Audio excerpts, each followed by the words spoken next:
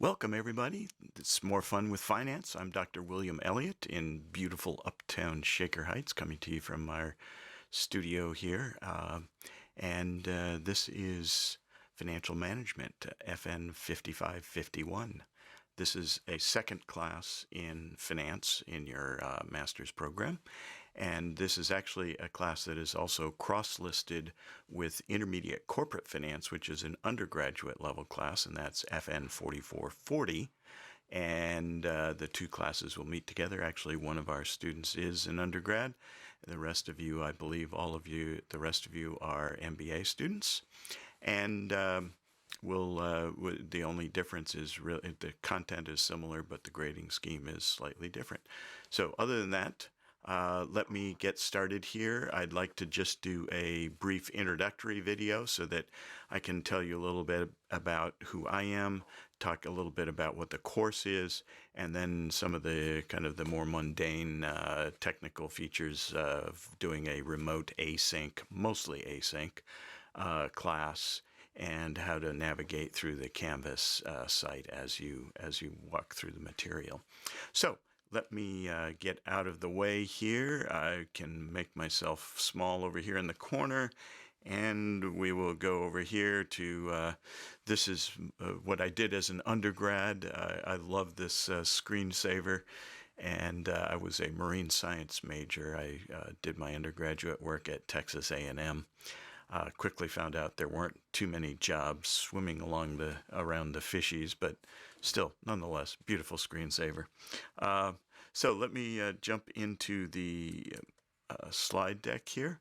Just a brief outline of what we're going to do in these next, I think this will run maybe 30 minutes or so, we'll see.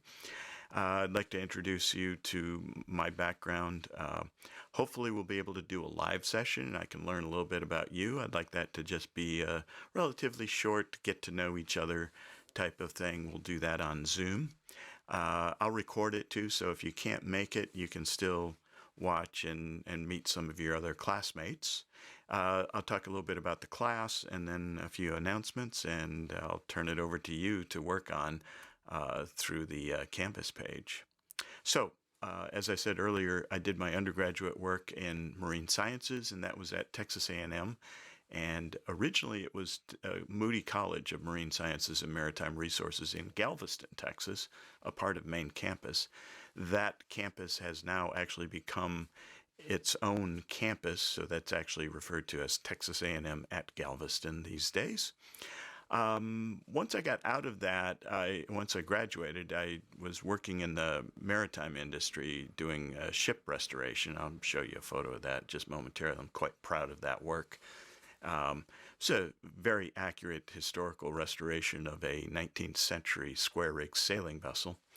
But once I got into that and into industry, I discovered how little I knew about businesses and how they worked. And that led me to do what you all mostly are doing, which is to go back to school to get an MBA. And I started at what was then known as Southwest Texas State in the Hill Country, just south of Austin. It's now Texas State in San Marcos, Texas. I got transferred out to the East Coast, so I was in North Carolina.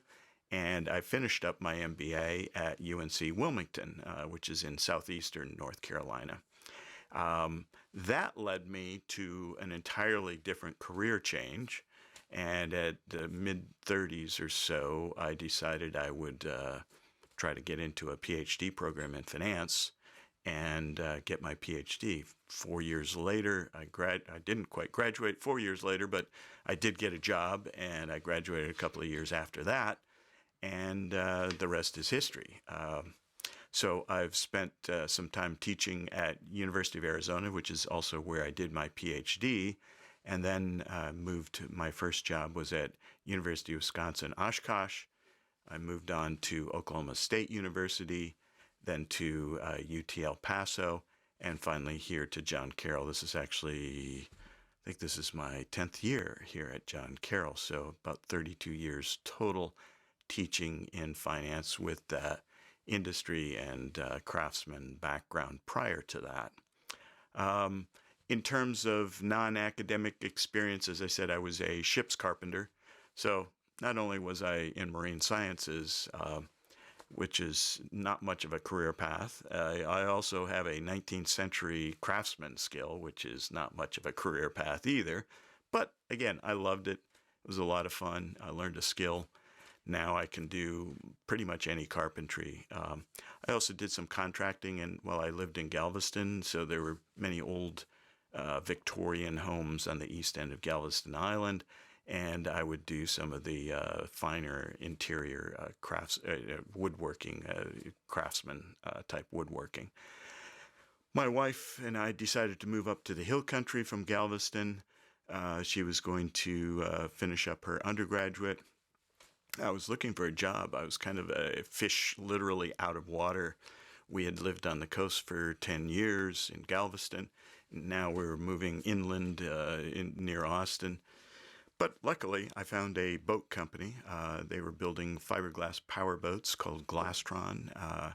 And I started off there in the engineering department, but eventually worked my way up to be the engineering manager for the plant out in North Carolina. Also did some materials management, so had a pretty good picture of how a company worked. It was a smallish company. We probably, I think at their peak, we were 600-700 people. And so I was on a first name basis and got to speak to the CFO quite often. And I kept finding this interest in finance. And he was willing to share his knowledge, which was really helpful. But that's what helped make me decide to do that career change. Now, in terms of my academic research, most of my work has been in kind of the intersection of corporate finance and investments. In particular, I studied stock splits, I studied capital structure, mergers and acquisitions, and then this thing that we call my dissertation chair and I, Ed Dill, call the share price puzzle. And that is that when you look at share prices over long periods of time, especially historically, this is not as true today, but actually our explanation for why it was true previously actually squares with why it's not so much the case today. But if you look historically back over the most of part of the 20th century, you see stock prices very stable at between $30 and $50 per share. But the value of the market has rocketed upward. So what's going on there? Somebody's managing the share price, and indeed they were. They were doing stock splits to bring the price back down into that $30 to $50 range. And so that's been some of the research that I've engaged in. I love the field. This class and the investments class are the two classes closest to my research area. So I'll try to bring in some of that interest as we get into the class. Like I said, capital structure is kind of an area that I've studied. I've written a number of papers about capital structure and how it's determined. So when you get to chapters 16 and 17, that's sort of my bread and butter in terms of research. Here's the Alyssa. This is a painting that was done. This also reminds me that we teach leadership here at John Carroll, and many universities teach leadership. But one of the things I learned about working on ships, and in particular square rigged ships, is that there is no place like a square rigged sailing vessel to learn the importance of leadership, of good leadership. Each job is a very important role, and if any job is not tended to, the entire ship can be at risk, and lives aboard are at risk. I've seen very good management under the captains that I've served on these square-rigged vessels. Yet it takes not only the captain, but it takes the mates, it takes the bosun, and it takes the crew at each of the masts to do their job, and to do their job well, and to listen to the bosun or to the chief for the mast as to what to do next in order for the vessel to operate smoothly. You can take as many leadership classes as you want and not learn leadership. Get on a sailing vessel, you will learn what leadership is really all about. Anyway, sorry for the sidetrack there, but in terms of other avocations, I have way too many, but I love doing photography. I've been doing it for most of my life. My wife and I have fostered and rescued a number of dozens of German Shepherds. We have a German Shepherd right now. She may even pop in and say hello if she so desires. But anyway, that sailing's also been a lifelong passion. I'm very happy to be up here on the Great Lakes again, where sailing is just incredibly awesome. A little bit of music. I play guitar, and not so much in the astronomy, backpacking, and Tai Chi. That was more of a West thing, astronomy and backpacking in particular, because the skies are so clear. The going out into the mountains, backpacking in the wilderness was just a blast. But I've substituted a lot more sailing for the backpacking. Actually, here are some of our previous German Shepherds. This pup in the upper right corner is our current dog. Her name's Cheyenne. She's just a sweetheart. German Shepherds are so much fun. Now, when we have that live session, I'll try to schedule that. Then it will be your turn. I'd like to meet all of you and at least get to know who you are, so that when we're emailing, we have a better sense of the person. Online is awesome, but it's nice to have that at least a Zoom live session, so that we can understand each other a little bit better. Now, as far as the course goes, this is the second class. You've all had an introduction to finance, either at the undergrad level or at the grad level. And so here we get into how do corporations run, what do they need to do to operate, and where does finance come into play there. Really, I mean, finance as a sector of the economy has grown dramatically over the last half to three-quarters of a century. It's an incredible contribution to economic growth. It wouldn't be such a big part of the economy if it wasn't so important and improve the outcomes. A couple of the things that finance does and does quite well is we're driving transaction costs down constantly. That's one of the key things that finance people do. Find cheaper ways to put your money to work. The other thing is putting that money to work at its highest and best use.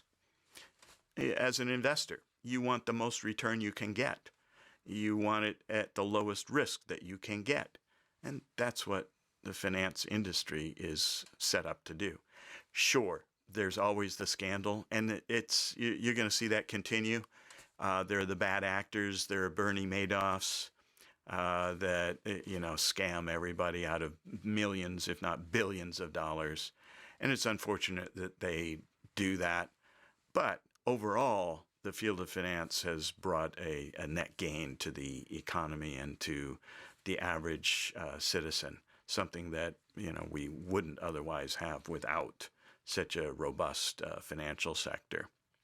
The official definition here, this comes out of a dictionary. The field of finance refers to the concept of time, money, and risk, and how they are interrelated, and that's true too. But I really like to think about it as the two things, putting your money to the highest and best use and lowering transaction costs. Is it finance or finance? My wife and I go back and forth about that. I flip it around all the time. It's both. So either one is acceptable. It may be that one is preferred in one region of the country over the other. Not too big a deal. Now, here comes my little bit of an advertisement for careers in finance. I think it's a great industry to work in, a great sector. There are numerous varieties of jobs that require different sets of skills, and you can make a really good, solid living out of it. So what's the first job when you think of finance? Somebody says they're in finance. What do you think of?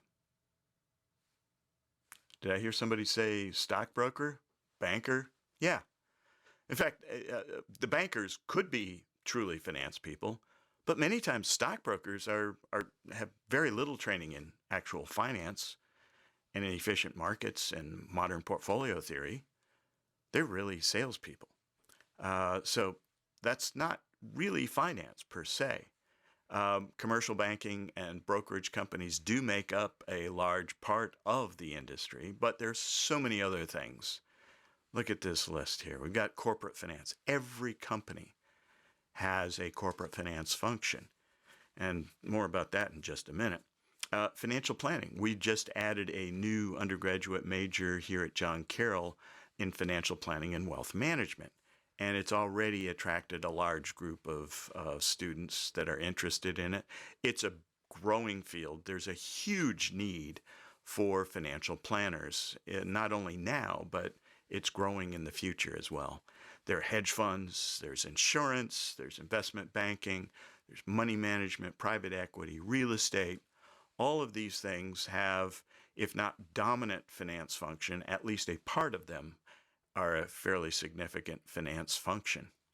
So in terms of corporate finance, what are we doing? Well, we're looking for projects that increase the value of the company.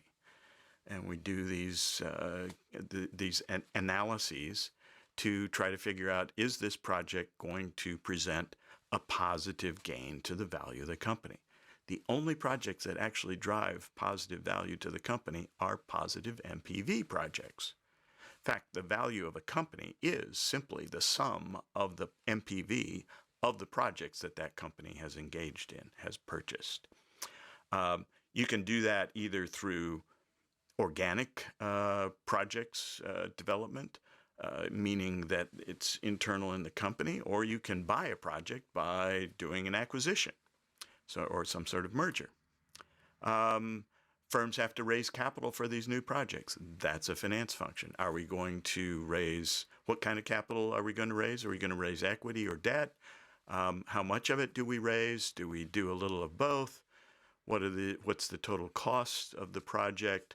And then will that still provide us with a positive NPV, net present value for the project? They also have to, manage their financial resources in an efficient manner.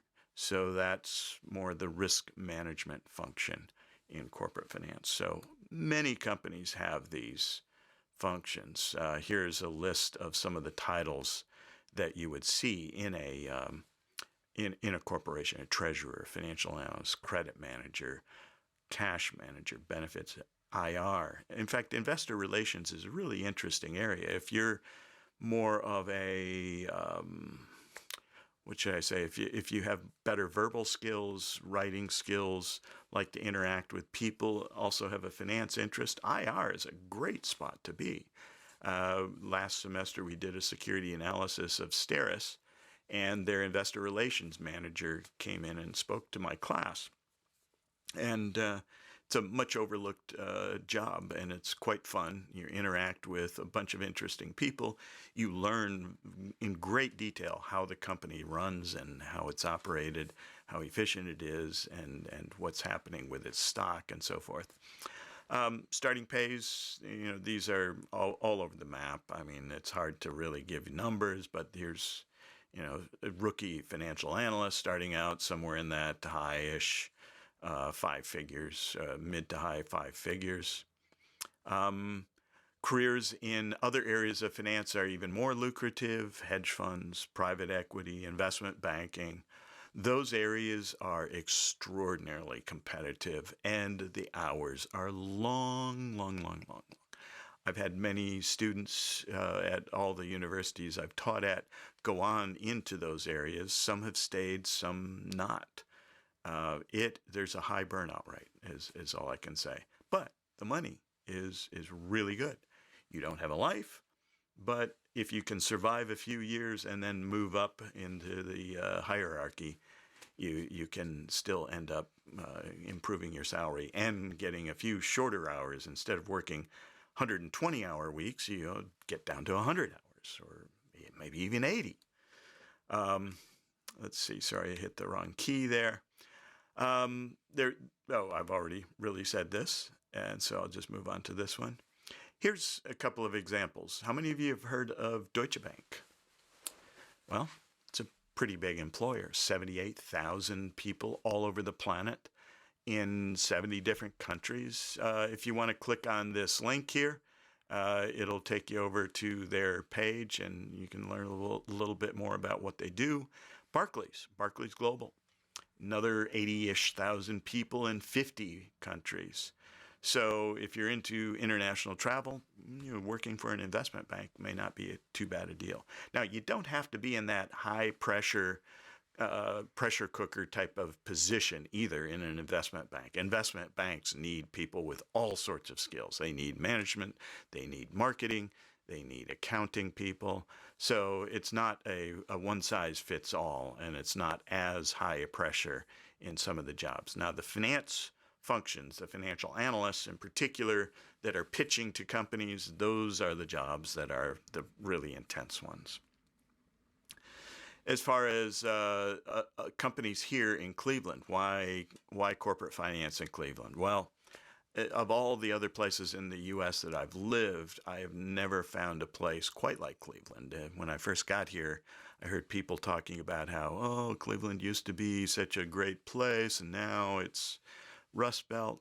No, quite the contrary. For somebody who was living in El Paso or living in Oklahoma, even when we were in Tucson, the opportunities were nowhere near what they are here in Cleveland. There are literally more than 50 publicly traded companies headquartered within an hour of downtown. That's incredible. Think about these companies. Here's the list, or here's a tiny piece of the list. Goodyear, Progressive, Parker Hannifin, Sherwin-Williams, Eaton, Lincoln Electric, Diebold, Steris. Now, for instance, we just studied Steris last semester. I'd jump over here, show you their website quickly. One of the things as a finance person, I always jump to their IR, their investor relations page. And you can get all of the information you need about the corporation. Now, obviously, there are other sources. Bloomberg, for instance, we've got Bloomberg terminals in the trading floor. But this is a really easy to get to just get the basics. So don't forget the banks, too. KeyBank. We've got Huntington Bank. We've got PNC. They're all close by. We've got the clinic. The clinic employs a lot of people in the finance function. They couldn't operate without finance people. So anyway, I'll end the pitch for finance as a career right here. Here's a great website. This Indeed.com page talks about 6 types of financial careers that you can get into. Oops, what happened here? Oh, here we go. Okay, it just hadn't loaded. So they talk a little bit about corporate finance, financial planning and advising, banking, accounting, investments, and insurance. So, and then some job titles, so you can drill down and kind of get a better picture of what's going on in that sector of the economy. All right. So now, what are we going to do this semester in the class? Well, first off, and this is a prereq, mind you, so within Canvas, you cannot move forward without completing that first module. Let me jump over to that, in fact, and get into Canvas here. Sorry, I should have done this previously. I thought I had everything set up, but not quite. And I'm going to go down here, and we'll jump into the class. I'm going to be publishing this in just a few short minutes, but here's the home page. And if you go to the modules, this very first module is the one that is a prereq. And the reason it's a prereq is that it's a review of material that you've covered in your Intro to Finance class. And that may have been a year or two back, so this is a bit of a refresher. This is chapters 3 and 4, and we're going to delve into financial statement analysis and valuation, as well as time value of money in these 2 chapters. So make sure you go through these. Even if you are fairly familiar with it, I find that every time I review something, every time I teach something, I gain a bit of better understanding of it. I learn a small nuance of what I hadn't picked up previously. So it's always worth doing the review. So that's a prereq, and that's the first module. Then we've got, this is not in any particular order because the modules are actually ordered slightly differently than this list, but then we're going to delve into capital structure. Capital structure is the proportion of debt versus the proportion of equity that finances a company's asset base. Capital budgeting. How do we budget how do we use our capital? How do we generate which projects we do, what rules do we use? There's the old rule of the payback rule, which is quite useless, but the best rule to use is an NPV rule, net present value. People will talk about the internal rate of return, the IRR, but that's what capital budgeting revolves around. Dividend policy. How do we pay money back to shareholders? And it's not only dividends now, but it's also share buybacks, or what's known as a repurchase of shares. Working capital management is that short-term stuff. So it's the current assets, current liabilities. Investment banking is an industry that supports the corporate finance sector. So each company may want to issue stock or bonds, but they don't have the internal expertise to do that. It's a fairly complex process, requires quite a few attorneys, accountants. You've got some regulatory issues with the federal government, with the state governments to deal with. So investment banks are set up to come in and say, look, we'll give you a one-stop shop. We'll help you with stock splits, we'll help you with dividend policy, we'll help you with the equity issuance, determining capital structure, issuing debt, you name it, and an investment bank is going to help in that regard. Now, that's not to say that that's the only thing investment banks do. In fact, they have kind of crept into the hedge fund area and private equity, and hedge funds and private equity have crept into investment banking. And so they've all kind of merged into this one area of not only investment banking, but hedge funds and PE. Mergers and acquisitions is another thing that we're going to talk about in this semester. And then finally, long-term debt and leasing. I think those are self-explanatory. Syllabus is online. I will also have a PDF version that you can just download if you'd rather have that sitting on your desktop. The textbook is Corporate Finance. It's the 13th edition, Ross, Westerfield, Jaffe, Jordan, and Shu. And it's a really good book. Jordan's a great writer, and I think he's had a hand in that. Ross and Westerfield and Jaffe have been around. They added Jordan and Shu more recently. It's a very good, well-written text. Hopefully it will show as you read through it. We are going to be using the ebook and what McGraw-Hill calls their Smart Book 2.0. And so that's going to be helpful to you, I hope, in terms of better understanding the material, particularly since we're in an async setting. Also, there's Wall Street Journal subscriptions. I don't know if you've already signed up for it, but they're free for all John Carroll students. So make sure that you do sign up for that. I've got links in the modules that will direct you to the correct page to do that. And here's the grading scheme.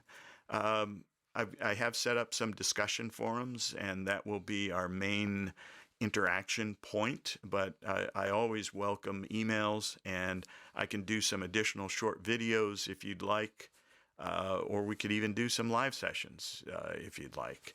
But that discussion forum is the primary participation, and that's worth 10% or 100 points of the grade.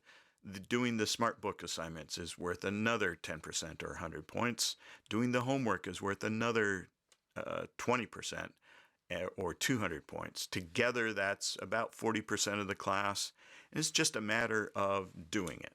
I really believe that without effort, there won't be any learning, so I like to incentivize effort. I'm an economist. I believe in incentivizing people to do what I hope they will do. Generally speaking, since you're in a class, you should be doing it, but if I can create some incentive that helps you to do it more easily, hey, that's what economics is all about, right? And then the last two items, the midterm and the final exam, make up the remaining 60% of the class. And those will be, as I said, that will be one of the slightly non-async pieces of the class. Here's the grading scheme. Again, you can see this online, so I won't spend any time on that. I usually, not usually, I do round up. So 91.5 is considered an A. 88.5 is an A minus, and so on. In terms of the exams, they're multiple choice, true, false, and matching. I'd like to do a common midterm on Saturday, February the 10th. That's the end of the fourth week. If there's a problem, I understand many of you have lots of other things going on, classes, work, family life. And so if that creates a problem for you, just reach out to me. I'll be flexible, but I'd like the majority of you to take it on that day. I'll open up a window there so that I'm not going to lock it down to a particular time, but if you would take it on that day. I do curve on an average, so hopefully that will limit any information leakage and maximize the fact that this is a fair test for everybody and all concerned. But that's also why I'd like to try to get it done on one day. It also creates kind of a forced get those first 4 modules done in the first 4 weeks. The final exam will be on the Saturday of the last week of class, so that's week 7. That's the end of the 7-week session. And again, if that March 2nd date is a conflict for you, if you're out of town, if you've got other things going on, I completely understand. Just let me know and we'll work something out. In terms of course material, I've broken it up into modules. I have the first 4 modules up and ready to go. Everything is there. I am finishing up on the last 2 modules, and we'll have that uploaded in the next week to 2 weeks at the max. And the first 4 is that the first 2 chapters are that review, that chapters 3 and 4. 5, 6, and 7 get into capital budgeting. 13 is actually cost of capital, so that's also related to capital budgeting. 16 and 17 get into capital structure. So those are already out there. I've got the reading assignments up there. I have recorded lectures on YouTube, and then I have some assignments for you to work on, some homework and various other things, discussion board type things. I'll be posting some interesting articles out of the Wall Street Journal too that we'll discuss on the discussion forum. So keep an eye out for those. I'll send those out as announcements. Let's see. Oh, the YouTube bit. I've done some Zoom stuff. We are limited though to 720p, and this just doesn't cut it in today's world of podcasts and YouTube. So at least in YouTube, I can get it up to HD. And the system that I have here doesn't let me go beyond HD. I mean, I actually have a 4K camera that I'm recording from, but I've got other pieces of this that are part of my studio that keep me at the HD level. But you'll notice I've got a decent mic. By the way, if you want to use headphones, the audio quality is really good, I hope. At least that's my goal, and that's why I have a mic like this. And so I'm trying to give you high quality production. It's hard to listen to bad audio. Have you ever listened to a YouTube video that just has horrible audio and you click right off of it? I don't want to be that guy. So anyway, and then the last 2 modules are the 6 chapters listed here: working capital management, things of that nature, M&A, leasing, long-term debt, and so forth. So just to give you kind of an idea of how to approach each module, it's broken up into 3 primary segments here. It's read, watch, and assignments. So the read part is to try to get you introduced into the material, and that SmartBook 2.0 has questions interspersed as you do the reading. A question will pop up and say, what about this? And how confident are you of your answer? And if you answer wrong, it's going to throw you back into the text and say, hey, take a look at this section. try to read carefully, because if you answer too many of them wrong, it's going to keep kicking you back, and it might get a bit frustrating. But I think overall it's a good system, and particularly since we're online, it gives you that little extra bit of support. I'm still here, if you need something, or if you're having difficulty understanding a concept in the chapter, post it on the discussion forum. That's what that's for. Second part is watch, and these are all recorded, unfortunately, so we can't interact live. But again, if you have any doubts, I'll try to fine-tune your understanding in the videos, and then finally to work through some examples and problems. The homework is a pretty good way of getting a better grasp on it. I find that working homework problems and working through examples really helps me to understand things. So that's about all that I have for this introductory video.